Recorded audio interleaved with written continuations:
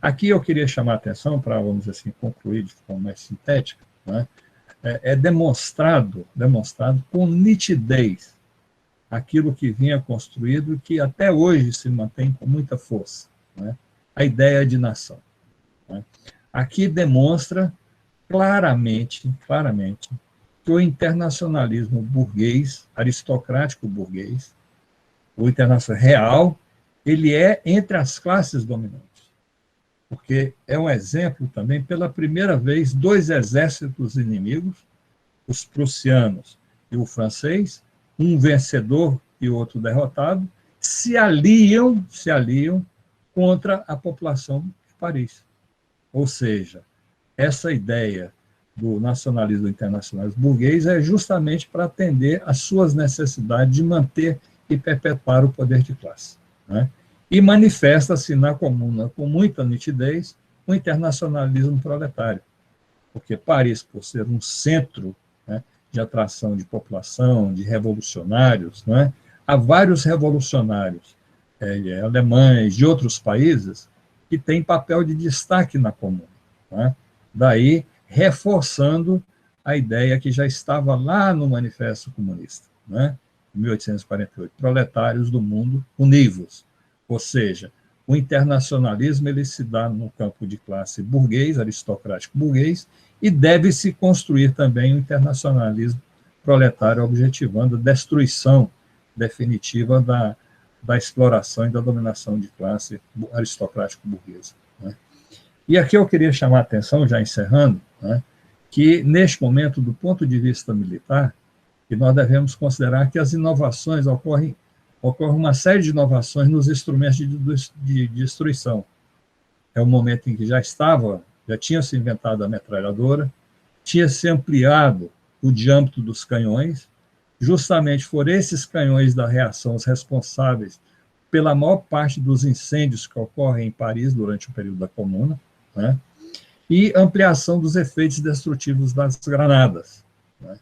E, por outro lado, a associação desse desenvolvimento da destruição, do conhecimento de destruição, Paris passa, durante o Império Napoleônico, né, por uma urbanização, onde são aquelas ruas estreitas, que tinham centro de combate nas diversas fases da Revolução Francesa e da Contra-Revolução Francesa, até 1848, nessas ruas estreitas, são destruídas, porque é um governo autoritário, ele impõe isso, e constrói as amplas avenidas que nós vemos hoje, e quem vai lá ver, né, essas amplas avenidas são construídas nesse processo, né?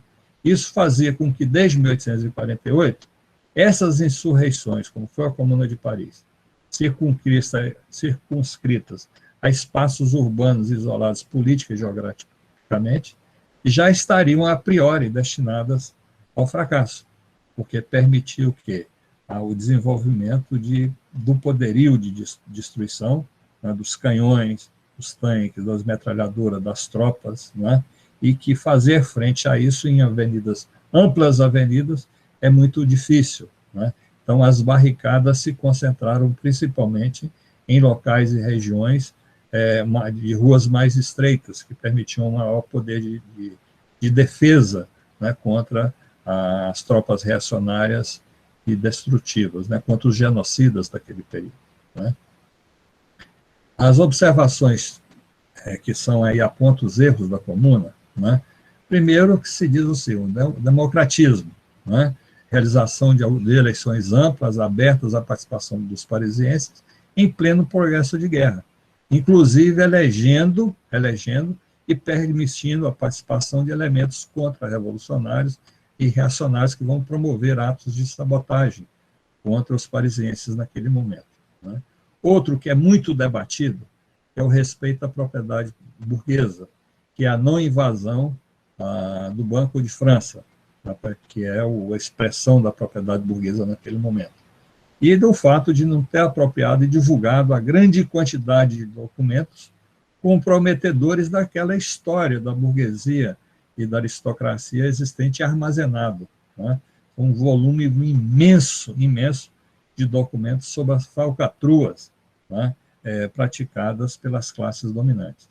e como não invadiram, não apropriaram-se da riqueza existente, que passam a financiar a contra-revolução, né, e não revela aos parisienses e ao mundo as falcatruas, né, das classes dominantes para conquistar e manter o poder. Né. E aqui, inevitavelmente, naquele momento, não era possível isso, a organização de um poder político e militar centralizado, também apontado como uma característica que é uma debilidade. Né. E, por outro lado, tem a Marx, inclusive, levanta isso, e Engels, foi o fato de permitir que o governo burguês reacionário fosse para Versalhes e não invadisse e tomasse Versalhes, que estava desguarnecida de defesa, né, naquele primeiro momento. Só posteriormente que ele consegue reorganizar o exército, etc., para atacar Paris. Né? Então, também dizem que foi um equívoco. Quais foram os ensinamentos? Né? Da concepção de Estado, aí ela mostra claramente a possibilidade de destruir o Estado burguês capitalista, destruir a exploração, né, e a opressão, e construir um novo tipo de organização estatal. Né? Então, isso ficou evidenciado por essa prática. Né? Por outro lado, a necessidade, nesse processo da luta de classes, da existência de organizações centralizadas e disciplinadas. Né? E, por outro lado, em função dessa certa desorganização, logo posterior, já no século XX, vai se elaborar a concepção de partido, que inicialmente é desenvolvida por Lenin, né, que vai dar aqui a ideia de um partido baseado no centralismo democrático. Né. E aqui repetindo, quer dizer, a possibilidade real de destruição do Estado burguês e a construção de uma nova sociedade, né, e de estabelecer uma democracia radical e direta, que vem da tradição francesa, e que aí eu sublinho para vocês, a base dessa ideia de uma democracia radical e direta está lá com a elaboração básica inicial, primária, de Jean-Jacques Rousseau, adotada pelos jacobinos, pelos neo-jacobinos, que vai marcar a história da Revolução e da Contra-Revolução na França. Né? E de entender que é impossível passar de uma sociedade burguesa, de exploração, para uma sociedade sem classes, né? Que era necessário ali ter um período de transição para construir essa nova sociedade. Né? Essa nova sociedade que teria por objetivo a extinção das classes do Estado, estabelecer uma sociedade baseada na comuna, no comum, ou seja, uma sociedade comunista sem classes, sem dominação e sem exploração. Né? Então, do ponto de vista, né, imediato, aqui eu queria chamar também a atenção de vocês, né, e no limite da ordem aristocrático-burguesa, é possível aqui lá detectar alguns resultados imediatos e bem visíveis. Um diz respeito à própria França e outro à consolidação da Alemanha unificada. Né? Então, veja, a Guerra Franco-Prussiana que permite a consolidação dos estados prussianos na Alemanha unificada. Né? E o que o Bismarck percebeu lá, assistindo esse espetáculo da Guerra Civil? Né? Enquanto a França derrotada se dedicava a uma brutal repressão aos comuneiros, aos comunards, Bismarck retirava à sua maneira as consequências políticas e sociais da primeira experiência do poder operário. Qual foi essa consequência? Né? Foi justamente estabelecer a legislação social, ou seja, o problema social, o problema do trabalho, da miséria, do desemprego, passa a ser uma atribuição do Estado.